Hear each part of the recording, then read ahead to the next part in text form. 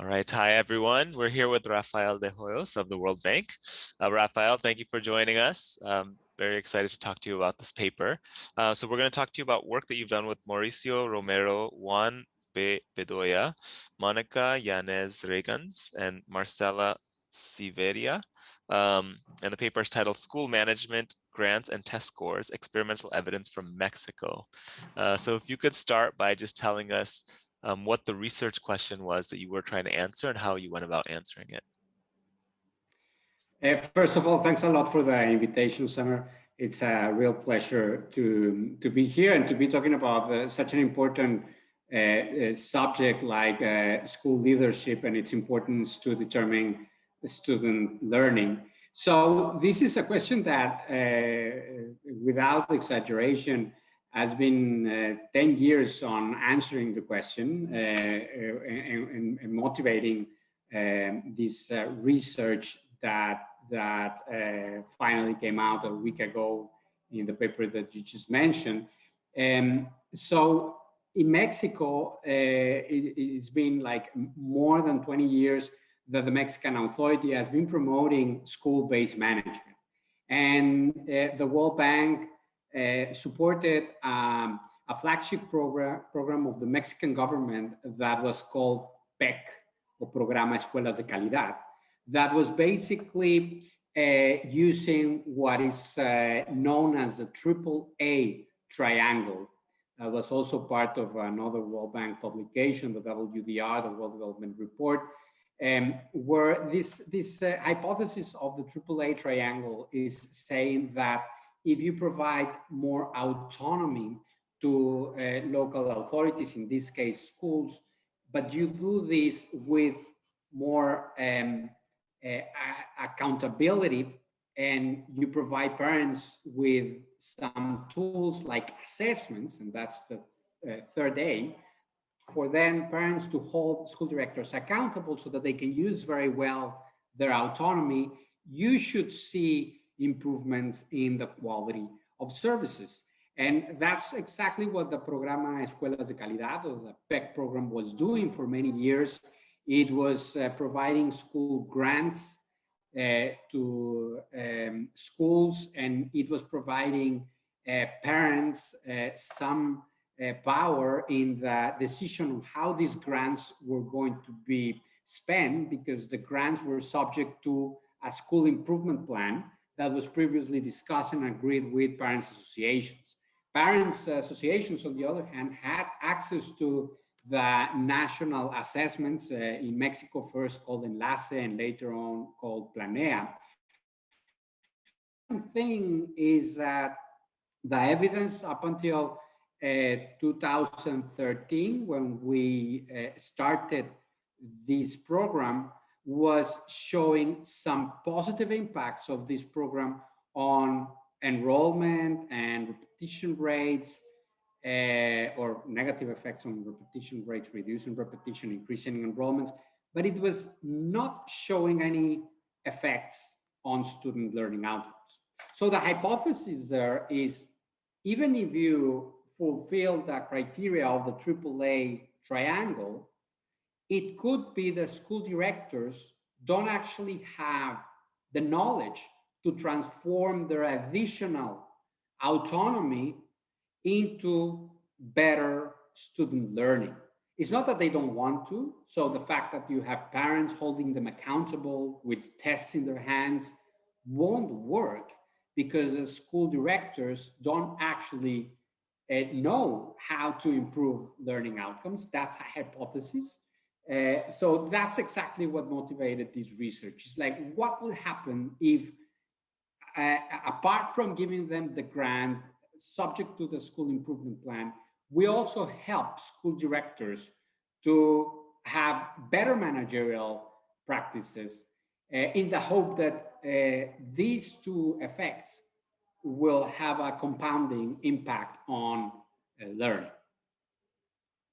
Excellent. And can you talk a little bit about how you went about trying to answer that question? So what was the design of the study? So we were actually lucky that back in 2015, 2013, the Mexican Education Authority embarked in the major education reform. It was a constitutional reform. And one of the elements of this reform had school autonomy at the center. So at the time of the implementation of that reform, we had a very strong engagement with the Mexican authorities, education authorities, and we just put forward this hypothesis that I just described a few minutes ago, and they say, well, then why don't we complement this policy of strengthening school autonomy with a strategy to improve managerial practices among school directors. And the way the Mexican government designed this second part, so strengthening managerial practices, was through a strategy that relied a lot in training the trainers so that then they can go on and train school directors. So it's like a cascade mode. So we train a small share of then trainers that will train a bigger amount of people. And what we knew at that time, this was 2013, was that these type of strategies tend to be very ineffective.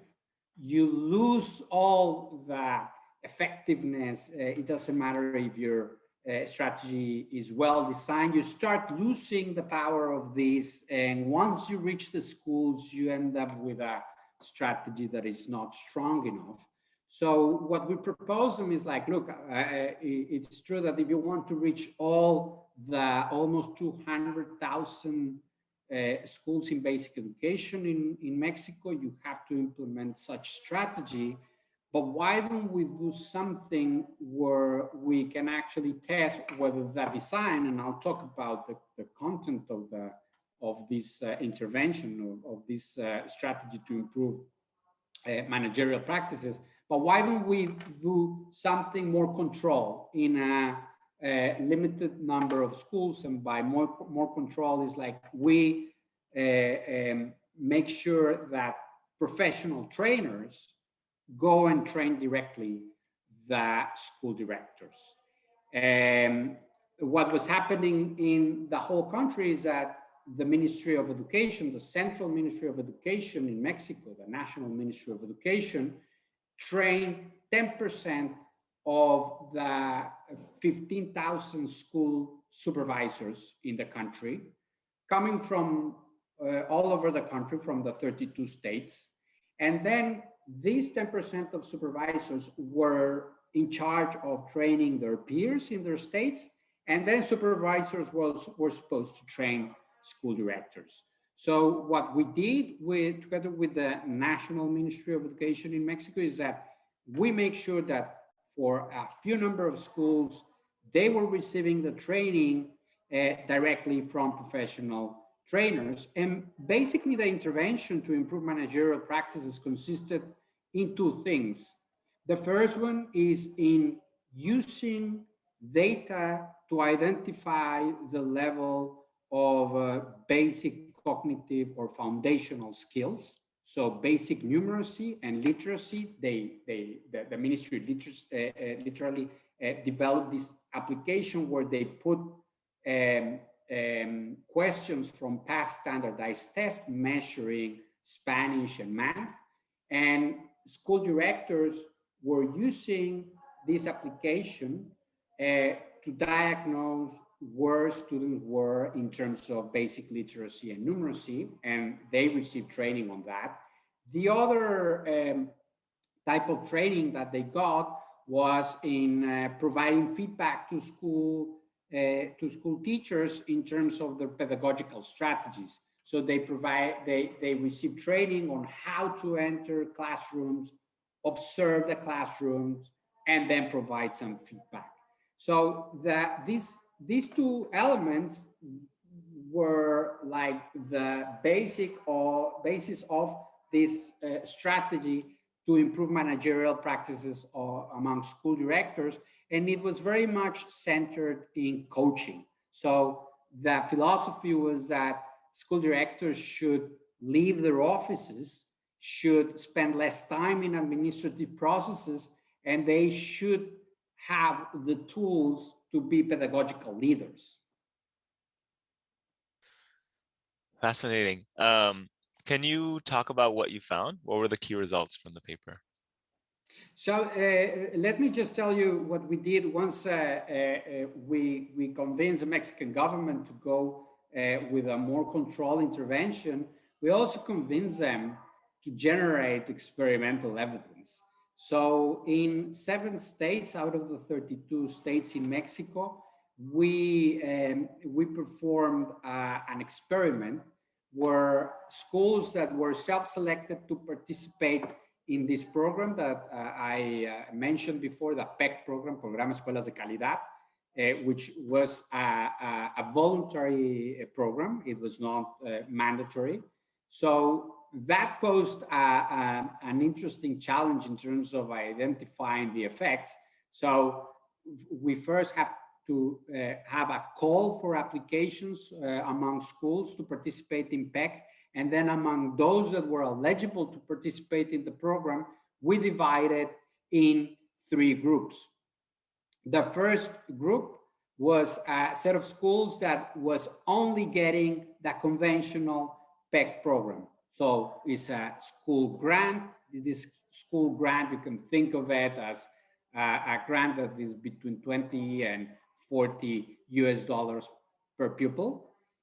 So per year. So they would get this school grant, and this grant would be subject to a school improvement plan that have been discussed and agreed on with parents associations, and that's it.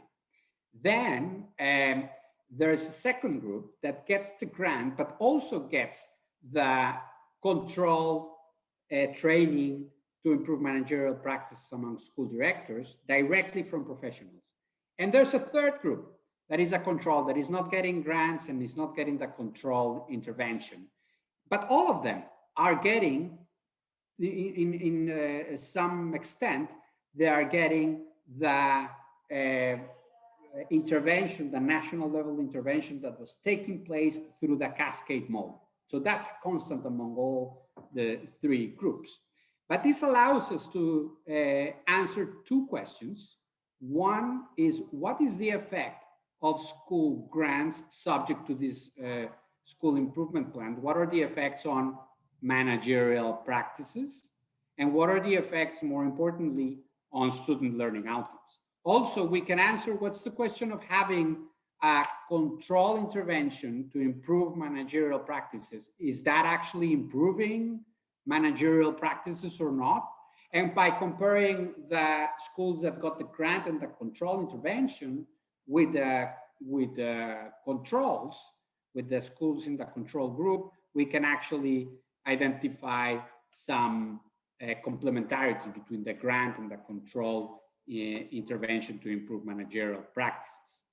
Now, before giving you the results, I have to tell you how we were measuring these 2 outcomes, sort of an intermediate outcomes, more within the reach of the intervention, which is managerial practices, and then the final outcome, which is student learning.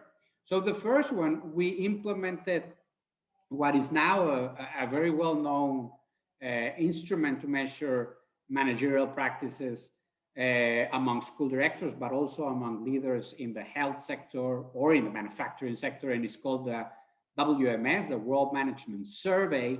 So this is an instrument that has been applied in 7 OECD countries. It has been applied in India. It has been applied in Brazil, and it has shown that it has a positive correlation with outcome measures like the PISA test.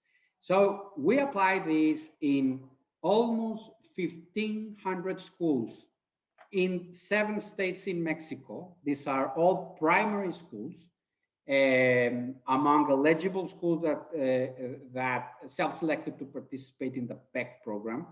And these 1,500 schools were divided between the 2 treatments that I just described and the control.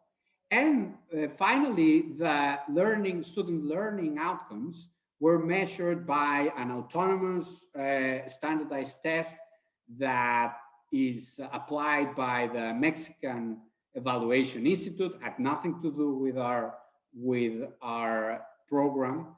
It's completely autonomous, and it measures basic numeracy and literacy. Is linked to the curriculum, and it's applied in the 6th and final year of primary school. So now, what did we found? So we found some positive results and some not so positive results. First, the positive results is that when you look at the impact of having a control interventions to improve managerial practices, again, providing school directors with tools to monitor basic foundational skills and providing them tools with performed classroom observations, we found that that had an impact on the WMS, the World Management Survey, that had a positive impact, statistically significant from statistically different from the control group when you compare the control intervention. So if you get the group of schools that received this control intervention and you compare it with the group of schools that were getting the grant, the normal PEC group, then you have impacts around 0.12 standard deviations. And now, when you sorry, and just by controlled training, you mean the ones who get the training not cascaded or directly from the trainers? Exactly. Yeah. Remember, everybody's getting the cascaded intervention, so that's like a constant. But when we compare the guys that were the schools that were getting the grants and this intervention via the cascade mode with the schools that were getting the grants, but also got the interventions to improve managerial practices through the professionals, then you see a positive and significant impact. When you compare the schools that got both the grants and the professional trainers with the controls, so the schools that were not getting the grants and only the intervention through the cascade mode, then the effect is almost double in terms of the WMS. So we have 0.25 standard deviations improvement in managerial practices. When you when you look at the isolated impact of the grant, so comparing PEC, so the guys that were getting, the schools that were getting the grant versus a control, both of them receiving a training through the cascade mode, the impact is zero. So these grants, subject to a school improvement plan, had zero impact on managerial practices. Now, when you look at these effects, all these effects that I described, when you look at its impact on student learning outcomes, all of them are zero. So that's the not so positive result. Is even in the case when we have a 0.25 standard deviation improved in the managerial practices as measured by the WMS. Not even in that case, we see a statistically significant impact. We do found positive impacts. So when we compare the schools that were getting the grants and the professional trainers with the controls, the first one had a learning outcomes 0.05 standard deviations above the controls, but these effects were not statistically different from zero. Got it. So as you know, Global School Leaders works on exactly some of these types of interventions and working with school management, trying to improve their practice. What are the implications of your findings for organizations like Global School Leaders and any organization that works with school leaders to try to improve their practice? Look, I think that there are three very clear implications of our work. The first one is that you can't really buy yourself out of low learning outcomes and low managerial capacities just by providing school grants.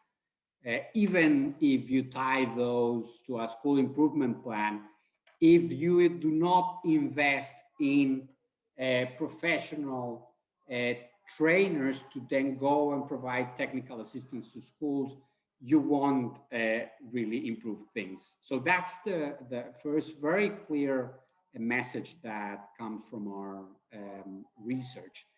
The second one is that it is actually very cost effective to invest in professional trainers. So if you have this trade-off between providing a superficial training to all school directors of a country vis-a-vis providing a meaningful training through professionals to a small group of schools, then you should go for the second one, because the first one is just wasting public resources.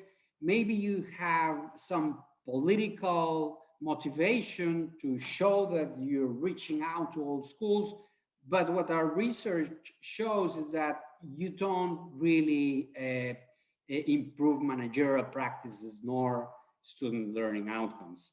Now, if you're going to start with a few schools where you will provide professional training, you can start with those schools that are serving disadvantaged groups, poor students, students that are showing the lowest levels in the standardized tests. So, and then progressing as you have more resources, as you increment your implementation capacities, you can include more and more schools. But that's a second implication of our research. And the third one is that improving managerial practices can take some time before they show some impact on student learning outcomes, which is the ultimate variable that we're trying to improve here. There's also some evidence coming from another paper another evaluation that I did in Argentina together with Peter Holland and Alejandro Ganimian, showing that these managerial interventions, they take sometimes more than 2 years, which is the time span covered by this research that I just explained about Mexico. In the case of Argentina, it was only after 2 or 3 years that we saw some impacts on variables like enrollment, repetition rates, dropout rates, so forth and so on. So it could be the case that once you have better managers, these better managers will have to spend some time to change the internal practices of schools. There's lots of inertia. These are complex organizations that you wouldn't expect to see drastic changes in these complex organizations in the very short term. So that doesn't mean that managerial practices are not having an important role determining student learning outcomes. Got it. So just to wrap up, as you see this field of school leadership in lower and middle income countries, and this study that you were saying took 10 years in the making. So clearly you've dove pretty deep into this issue. I wonder, from your perspective, what do you see as the kind of future research questions that you think are most important to be answering? I think that one of the most important questions that I would have liked to answer in the paper that I've been trying to summarize in the last 20 minutes or so is what are the characteristics that make good leaders, good school leaders, and how can we identify these characteristics?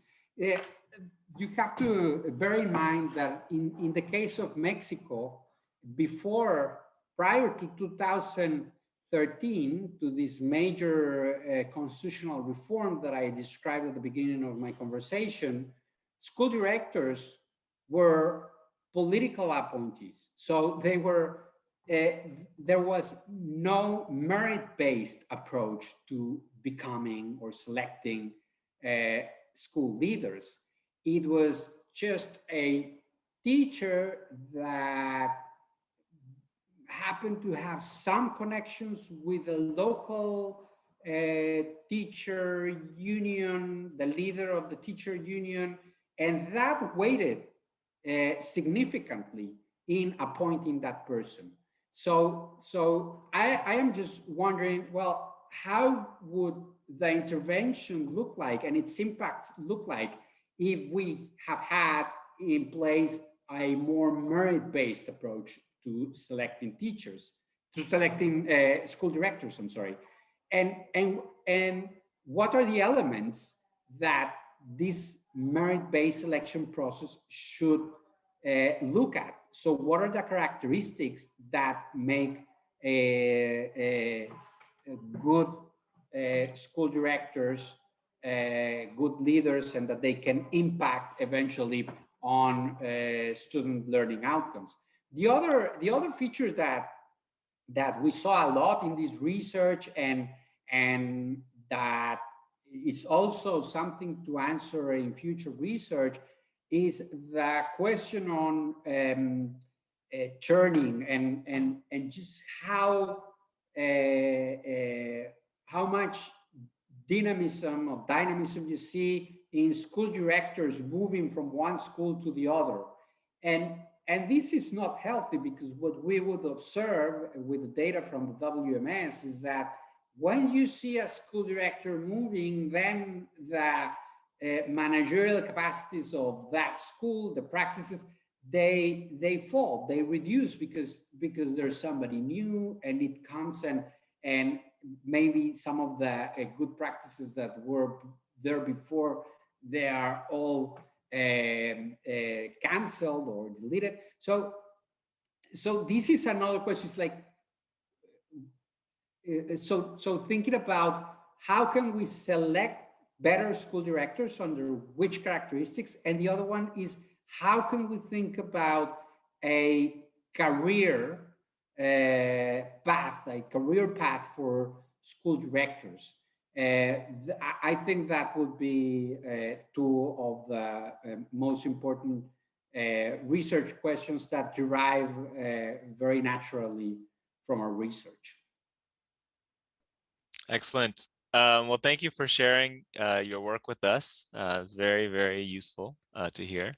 And yeah, thank you. No, thank you for inviting me, and I hope to see much more of this kind of research coming out from developing countries.